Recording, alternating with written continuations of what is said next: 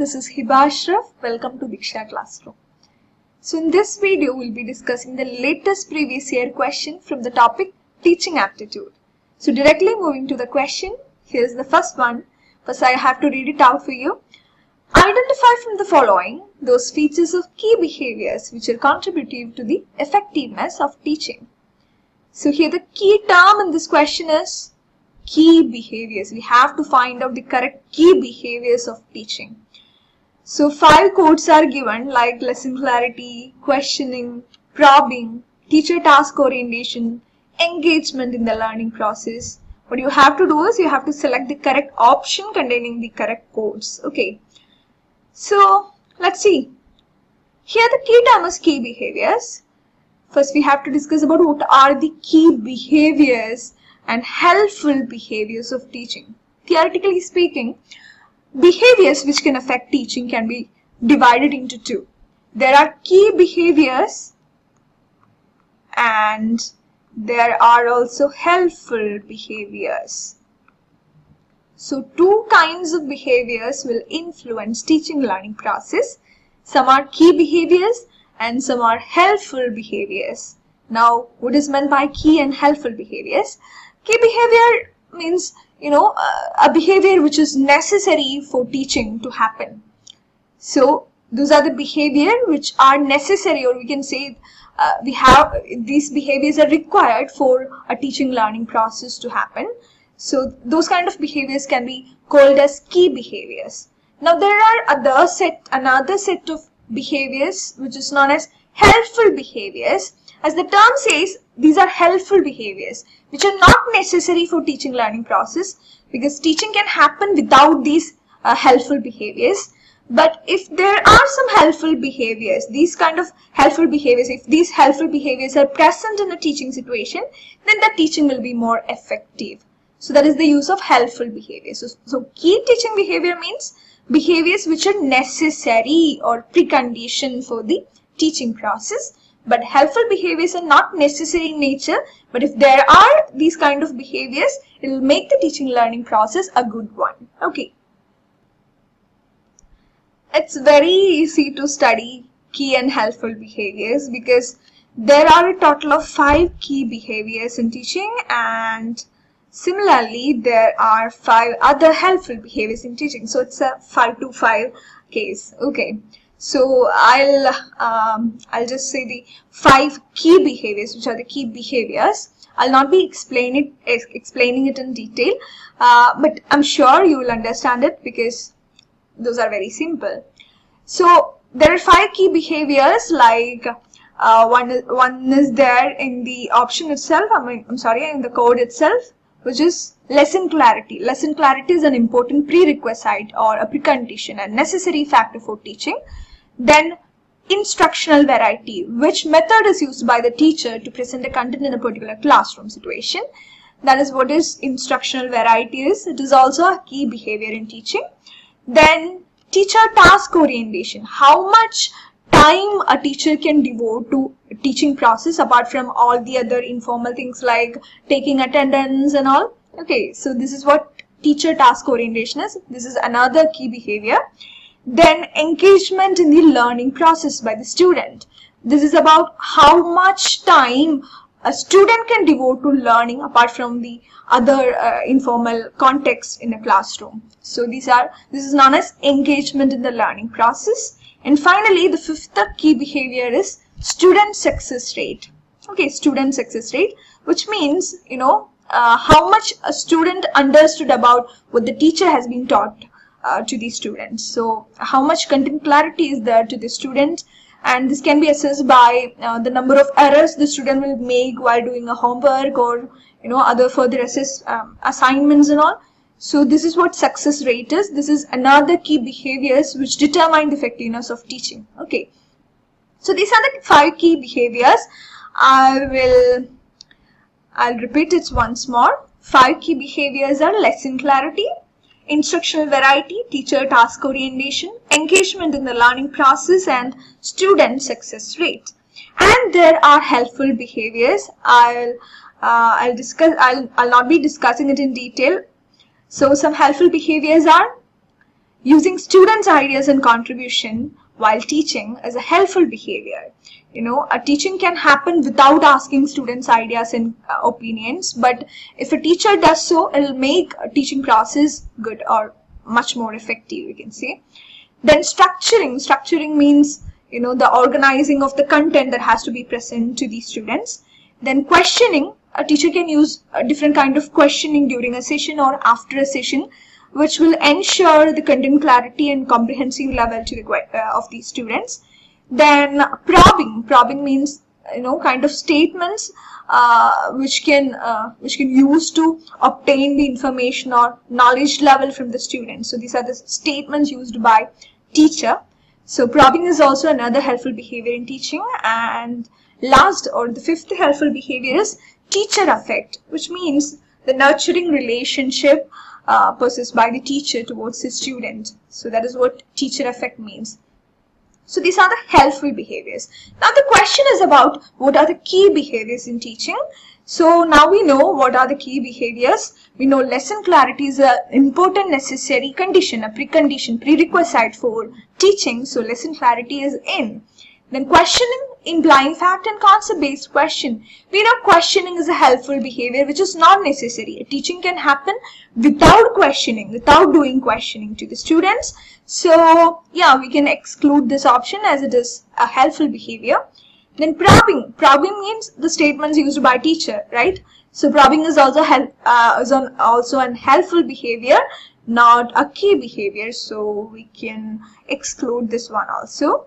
Teacher task orientation. We know how much time a teacher can devote to teaching apart from all the other things. So this is a key behavior. Then engagement with the learning process by the student. How much time a student can devote time to learning, right? So this is also a key behavior. So the correct answer will be the option containing the codes 1, 4 and 5, which is option C. I hope you understood that question. Moving to the next one. Which of the following factors contributing to school learning are termed as social competence? Motivation, intelligence, social skills, family support, specific abilities of the learner. Which of the following factors contributing to school learning are termed as social competence? Motivation, intelligence, social skills, family support, specific abilities of the learner. So here the key term in this question is social competence. They're talking about social competence. What is actually meant by social competence? What do we mean by saying that person is very socially competent? Social competence means how well we can handle a social situation, how well we can create and maintain relationship, how well we can deal things in a social way, right? How well we can communicate socially.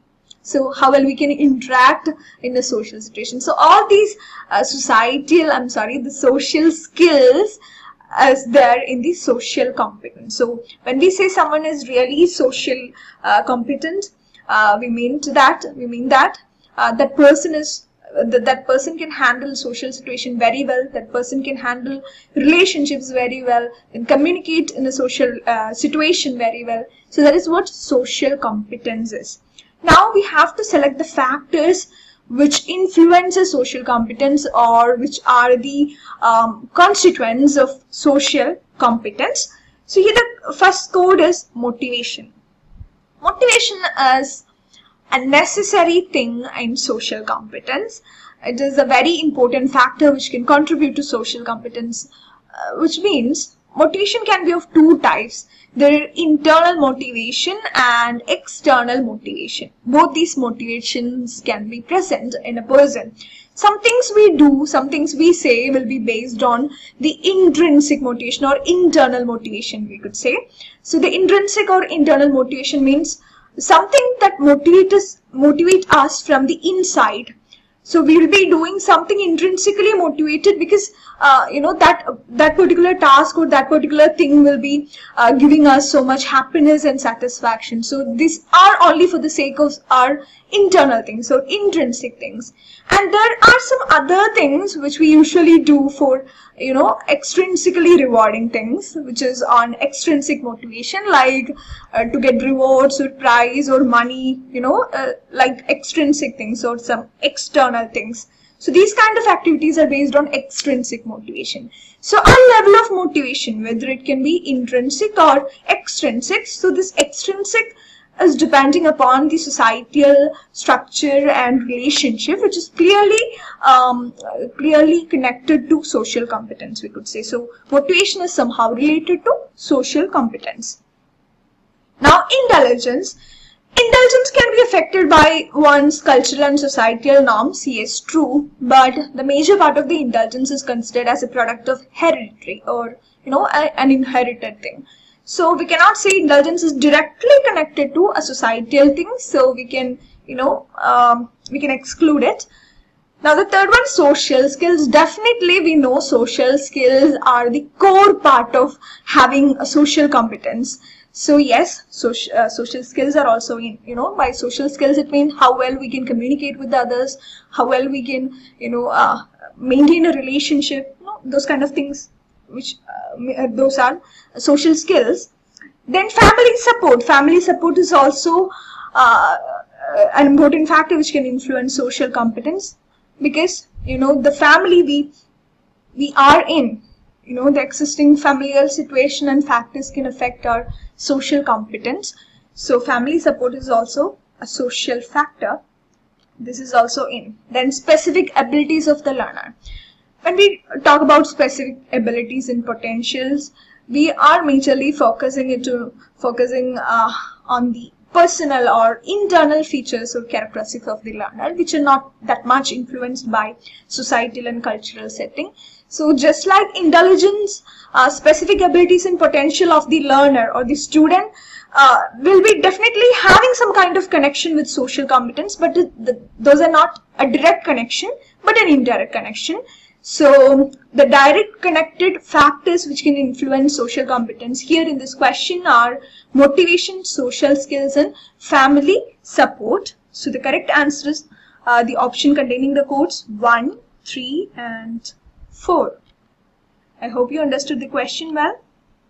So the question, teaching differs from training and conditioning insofar as it promotes discipline drill, critical thinking, study association, and mastery of facts. This is a frequently asked previous year question. The difference between teaching and training. What is the actual difference between these two? As the name suggests, training is like training something which can be a skill. Like teaching definitely include training, but we cannot say teaching is only about training. Training means some kind of intensive teaching of skills. A skill teaching can be known as training. Okay, so teaching is unlike training. Teaching is like a broader term, in which a teacher will be teaching students skills, but this is not only focused on skill teaching, but also related to the overall developments of the student, including moral development, personality development, and all. In both of the training and teaching process, the teacher will be delivering some knowledge to the student, and the student will be comprehending it. But the focus is different for teaching and training. In training, the focus is to develop some skills through intensive coaching, through intensive teaching. But in teaching, it is not only about skill teaching or skill development, but it also focused on other aspects for the student. A teacher can act as a guide, a mentor, a counselor. So all these roles are present in teaching, but which are not necessarily seen in training. So the difference is mainly about the skill, the role of skill teaching, or not skill teaching, teaching skills or teaching some kind of skills, to develop some skills. And here the question focused on how teaching differs from training and conditioning. We know what training is. Now, what is conditioning? Conditioning is a basic kind of learning we know when we were discussing about memory level of teaching and the levels of teaching area. I hope you have covered what conditioning is. In conditioning, in this process, we'll be connecting things with an association. We'll be connecting some knowledge unit with some kind of association between them, and whenever these one of these information appears, we'll be automatically remembering the other associated information due to the association made between them. So that is what conditioning is. So teaching is obviously different from training and this kind of association making or the conditioning. So let's look at the options here. Discipline, drill, critical thinking, study association, mastery of facts. You can easily exclude the option which focus on teaching any kind of skills or intensive trainings or any kind of association making. You can easily exclude those kind of option. So here, discipline, drill, study association, mastery of facts, all of these are explaining either training or conditioning. Discipline drill is a kind of training process, right? Intensive coaching process. Then study association is happening in the conditioning process. Mastery of facts, mastery of some kind of specific skill or subject is happening in training process, because it is only focusing on a single domain. So it is also a part of training, we can say. Now the only option which can be a differentiating criteria between these concepts will be a critical thinking. Critical thinking. Teaching promotes critical thinking in students. We know when we were, learning about reflective level of teaching, we have discussed that there are several factors, there are several cognitive factors which can influence teaching and learning process and its effectiveness. So the transaction or the usage of maximum cognitive potentials and capacities are a major part of teaching process, and these kind of cognitive or thinking potentials and capacities are related to teaching. So teaching is a process which can promote and enhance the students' critical thinking, which is not necessarily a condition for training or conditioning. In conditioning, that student will not be focusing on any kind of cognitive use or potential use, but merely the concept of memory is working in conditioning. How well we can memorize certain things. That is what happening in association making of conditioning process. So yes, critical thinking is the only process which can be act as a differentiating criteria between these three concepts: teaching, training, and conditioning. So the right answer will be option B, critical thinking. In the spectrum of teaching methods given below, which are considered dialogic? Laboratory work, demonstration, tutorials, group discussion, and project work. It's a very easy question. What we have to do is we have to find out the key term here. Here the key term is dialogic. So what is meant by dialogic? Normally we can say a situation is dialogic or a communication is dialogic if there is participation from both the participants. Okay, when we are talking about the teaching learning situation, we can say that particular situation is dialogic if there is interaction between a teacher and the students.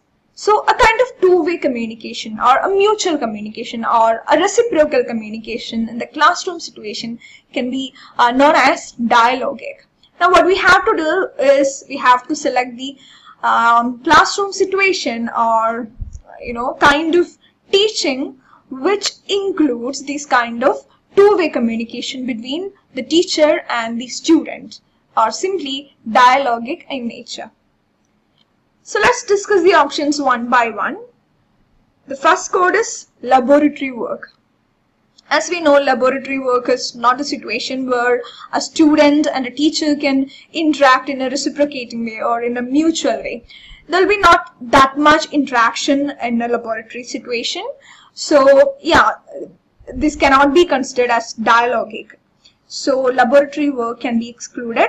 Then demonstration. We know what demonstration is. This is a teaching method in which the instructor or the teacher will be explaining things or explaining skills about what have to be done in a situation or how this can be done. So these kind of what, how, and why question will be answered or presented in a demonstration situation. More like when we teach skills, the teacher will be using demonstration method. For example, when we are teaching as a teacher, when we are teaching our students about how to do first aid, we'll be doing it in a demonstrating way. So this kind of method, teaching method, is known as demonstration method. As we know, in demonstration method also there is not enough participation from the side of students, so we cannot be considered demonstration method as a dialogic one. So this also can be excluded. Then tutorials. Tutorial is another teaching method in which the student and the teacher will be having a one-to-one communication, right? A teacher will be there and a student will be there.